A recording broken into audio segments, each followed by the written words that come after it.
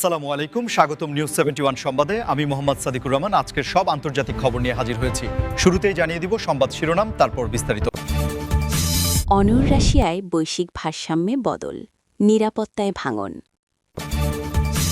ইরানের হাতে যাচ্ছে চীনের সুপারসনিক ক্ষেপণাস্ত্র CM-302। এটি কতটা ভয়ঙ্কর? ট্রাম্প তার শীর্ষ জেনারেলের ইরান সংক্রান্ত সতর্কতার খবর প্রত্যাখ্যান করলেন। আদেশ অমান্য করলে ঘটনাস্থলেই মৃত্যুদণ্ড, বিবিসিকে রুশ সেনা।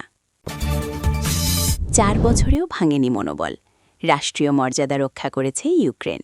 আপনি যদি ইসরায়েলের ধ্বংস চান এবং মুসলিমদের বিজয় চান, তাহলে ভিডিওটিতে একটি লাইক ও চ্যানেলটি সাবস্ক্রাইব করে যাবেন। আসসালামু আলাইকুম, স্বাগতম জানাচ্ছি নিউজ 71 সংবাদে। আমি মোহাম্মদ সাদিকুর রহমান। এতক্ষণ শুনছিলেন সংবাদ শিরোনাম, এবার বিস্তারিত। অনর রাশিয়ায় বৈশ্বিক ভারসাম্যে বদল এবং নিরাপত্তায় ভাঙন নিয়ে বিশ্বজুড়ে এখন চলছে ব্যাপক আলোচনা।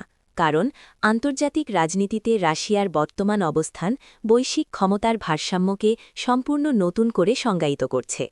বিগত কয়েক বছর ধরে পশ্চিমা বিশ্বের নানামুখী অর্থনৈতিক ও কূটনৈতিক নিষেধাজ্ঞার চরম চাপের মুখেও রাশিয়া নিজেদের সিদ্ধান্তে অবিচল রয়েছে, যা বিশ্বমঞ্চে একটি বিশাল পরিবর্তনে সুস্পষ্ট ইঙ্গিত দেয়। বিশেষজ্ঞরা মনে করছেন, রাশিয়ার এই অনর অবস্থানের কারণে এক সময়ের এককেন্দ্রিক বিশ্বব্যবস্থা, যেখানে মূলত পশ্চিমা দেশগুলোর একচ্ছত্র আধিপত্য ছিল, তা এখন বহুমুখী বা মাল্টিপোলার হয়ে উঠছে। রাশিয়া শুধু নিজেদের অর্থনীতিকে নতুনভাবে সাজায়নি, বরং এশিয়া, আফ্রিকা এবং ল্যাটিন আমেরিকার উন্নয়নশীল দেশগুলোর সঙ্গে বাণিজ্যিক ও কৌশলগত সম্পর্ক আরও সুদৃঢ় করেছে।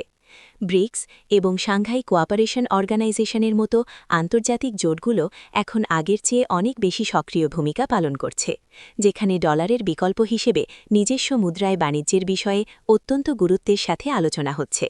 যদি এই ডলারাইজেশন প্রক্রিয়া সফল হয়, তবে তা বৈশ্বিক অর্থনীতিতে দীর্ঘমেয়াদী এবং সুদূর প্রসারী প্রভাব ফেলবে বলে অর্থনীতিবিদরা জোরালো ধারণা করছেন। একই সঙ্গে ইউরোপের সার্বিক নিরাপত্তা কাঠামোতে একটি বড় ধরনের শূন্যতা বা ভাঙন তৈরি হয়েছে। স্নায়ুযুদ্ধের অবসানের পর থেকে ইউরোপীয় দেশগুলো যে ধরনের নিশ্চিন্ত নিরাপত্তা বলয়ের মধ্যে নিজেদের নিরাপদ ভাবত, বর্তমান পরিস্থিতিতে সেই আত্মবিশ্বাসে বড় ধরনের জির ধরেছে।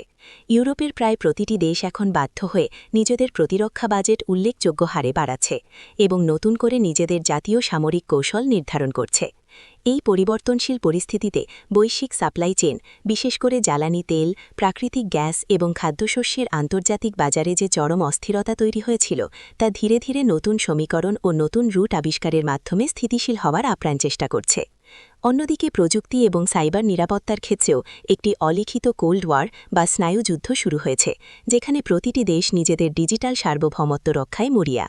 তবে রাশিয়ার এই ধারাবাহিক পদক্ষেপগুলোর ফলে প্রচলিত আন্তর্জাতিক আইন এবং বিশ্বব্যাপী বিভিন্ন চুক্তির কার্যকারিতা নিয়ে গুরুতর প্রশ্ন উঠেছে।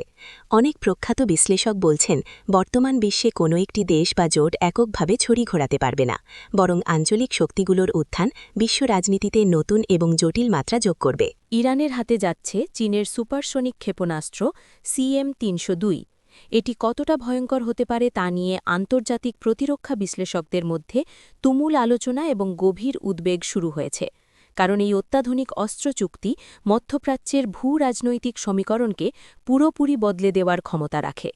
চীনের তৈরি CM-302 বা YZ-12E বিশ্বের অন্যতম সেরা এবং সর্বাধিক বিধ্বংসী অ্যান্টিশিপ সুপারসনিক ক্রুজ মিসাইল হিসেবে আন্তর্জাতিক সমরাস্ত্র বাজারে ব্যাপকভাবে পরিচিত, যা শব্দের চেয়ে প্রায় 3 থেকে 4 গুণ বেশি বেগে, অর্থাৎ ম্যাক 3 বা ম্যাক 4 স্পিডে লক্ষ্যবস্তুতে আঘাত হানতে সক্ষম।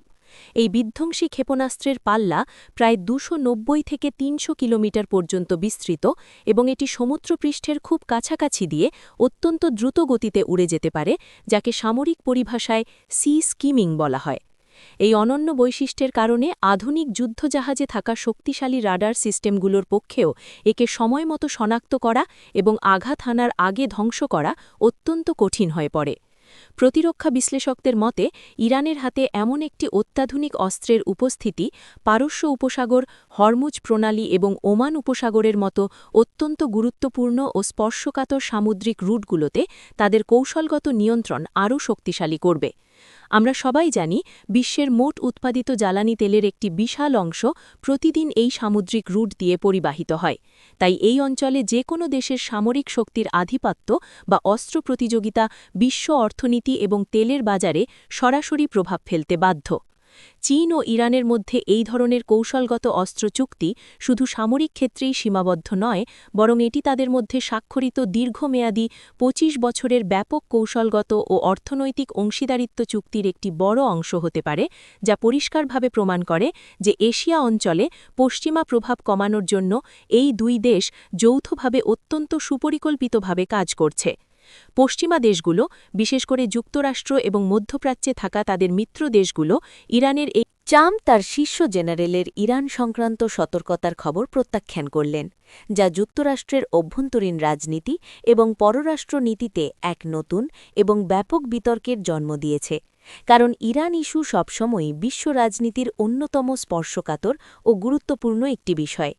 বিভিন্ন স্বনামধন্য আন্তর্জাতিক গণমাধ্যমের সাম্প্রতিক প্রতিবেদন অনুযায়ী যুক্তরাষ্ট্রের শীর্ষ সামরিক কর্মকর্তারা এবং গোয়েন্দা সংস্থাগুলো ইরান সম্পর্কে বেশ কিছু গুরুত্বপূর্ণ গোপন গোয়েন্দা তথ্য এবং কৌশলগত সতর্কবার্তা হোয়াইট হাউসের কাছে পেশ করেছিলেন, যেখানে স্পষ্টভাবে বলা হয়েছিল যে ইরানের বর্তমান সামরিক সক্ষমতা, অত্যাধুনিক ড্রোন প্রযুক্তি এবং মধ্যপ্রাচ্যে তাদের ক্রমবর্ধমান আঞ্চলিক প্রভাব এমন একটি বিপজ্জনক পর্যায়ে পৌঁছেছে যা ভবিষ্যতে যুক্তরাষ্ট্রের জাতীয় নিরাপত্তার জন্য বড় ধরনের কৌশলগত চ্যালেঞ্জ তৈরি করতে পারে।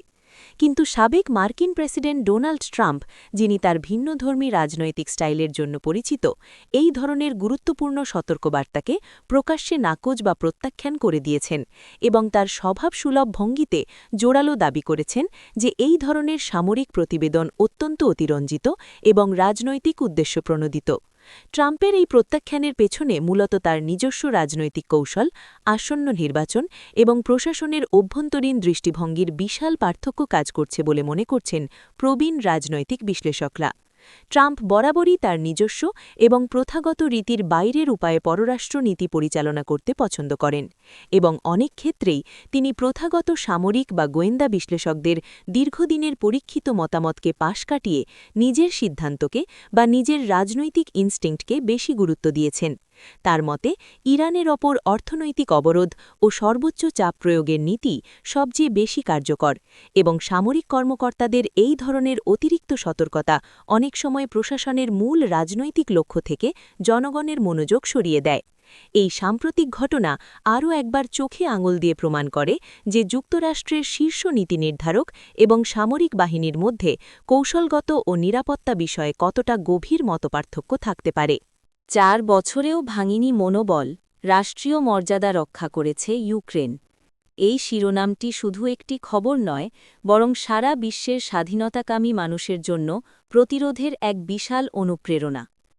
দীর্ঘ 4 বছর পেরিয়ে গেলেও ইউক্রেন সারা বিশ্বের সামনে যে অবিশ্বাস্য লড়াই এবং টিকে থাকার দৃষ্টান্ত স্থাপন করেছে, তা আধুনিক যুগের সামরিক, কৌশলগত ও রাজনৈতিক ইতিহাসে এক বিরল অধ্যায় হিসেবে স্বর্ণাক্ষরে লেখা থাকবে। দীর্ঘ 4 বছরের এই একটানা ও রক্তক্ষয়ী সংঘাতে ইউক্রেনকে অবর্ণনীয় ধ্বংসযোগ্য, লক্ষ লক্ষ সাধারণ মানুষের করুণ বাস্তুচ্যুতি, প্রতিবেশী দেশগুলোতে শরণার্থী সংকট এবং চরম অর্থনৈতিক বিপর্যয়ের মধ্যে দিয়ে যেতে হয়েছে। কিন্তু এত কিছুর পরও দেশটির সাধারণ মানুষ থেকে শুরু করে সামরিক বাহিনীর প্রতিটি অকুতভয় সদস্য তাদের মাতৃভূমির স্বাধীনতা ও সার্বভৌমত্ব রক্ষার প্রশ্নে এক বিন্দুও আপোস করেনি। যুদ্ধের একেবারে শুরুতে অনেক আন্তর্জাতিক বিশ্লেষক এবং সামরিক বিশেষজ্ঞই প্রবলভাবে ধারণা করেছিলেন যে বিশাল সামরিক শক্তির অধিকারী প্রতিপক্ষের সামনে ইউক্রেন হয়তো খুব দ্রুতই একটি বৃহত্তর শক্তির কাছে আত্মসমর্পণ করতে বাধ্য হবে বা তাদের পতন ঘটবে। কিন্তু সেই সমস্ত পূর্বানুমিত ধারণাকে সম্পূর্ণ ভুল প্রমাণ করে ইউক্রেনীয়রা পুরো বিশ্বকে দেখিয়েছে যে শুধু উন্নত সমরাস্ত্র বা সৈন্য সংখ্যাই শেষ কথা নয়, বরং প্রবল দেশপ্রেম এবং মাতৃভূমি রক্ষার অদম্য ইচ্ছাশক্তি অনেক বেশি শক্তিশালী হতে পারে। এই দীর্ঘ 4 বছরে ইউক্রেন শুধু নিজেদের সামরিক প্রতিরোধ ব্যবস্থাকেই আধুনিক ও শক্তিশালী করেনি, বরং অত্যন্ত দক্ষ আন্তর্জাতিক কূটনীতির মাধ্যমে যুক্তরাষ্ট্র, ইউরোপীয় ইউনিয়ন, যুক্তরাজ্য এবং ন্যাটোর মতো ক্ষমতাধর মিত্রদের কাছ থেকে বিপুল পরিমাণ অত্যাধুনিক সামরিক সরঞ্জাম ও বিপুল মানবিক সহায়তা নিশ্চিত করতে সক্ষম হয়েছে। যদিও বর্তমানে যুদ্ধের গতি প্রকৃতিতে অনেক দৃশ্যমান পরিবর্তন হয়েছে এবং পশ্চিমা মিত্রদের সহায়তার মাত্রায় বা অভ্যন্তরীণ রাজনীতিতে কিছুটা ওঠানামা বা ধীর গতি দেখা যাচ্ছে, তবুও ইউক্রেনের সরকার এবং আপামর জনসাধারণ তাদের রাষ্ট্রীয় মর্যাদা রক্ষার পবিত্র শপথ থেকে এক চুলও সরে আসেনি। দেশের গুরুত্বপূর্ণ অবকাঠামো, বিদ্যুৎ কেন্দ্র এবং হাসপাতালগুলো বারবার অনর রাশিয়ায় বৈশ্বিক ভারসাম্যে বদল, নিরাপত্তায় ভাঙন। ইরানের হাতে যাচ্ছে চীনের সুপারসনিক ক্ষেপণাস্ত্র CU-302। এটি কতটা ভয়ঙ্কর? ট্রাম্প তার শীর্ষ জেনারেলের ইরান সংক্রান্ত সতর্কতার খবর প্রত্যাখ্যান করলেন। আদেশ অমান্য করলে ঘটনাস্থলেই মৃত্যুদণ্ড। বিবিসিকে রুশ সেনা। 4 বছরেও ভাঙেনি মনোবল, রাষ্ট্রীয় মর্যাদা রক্ষা করেছে ইউক্রেন।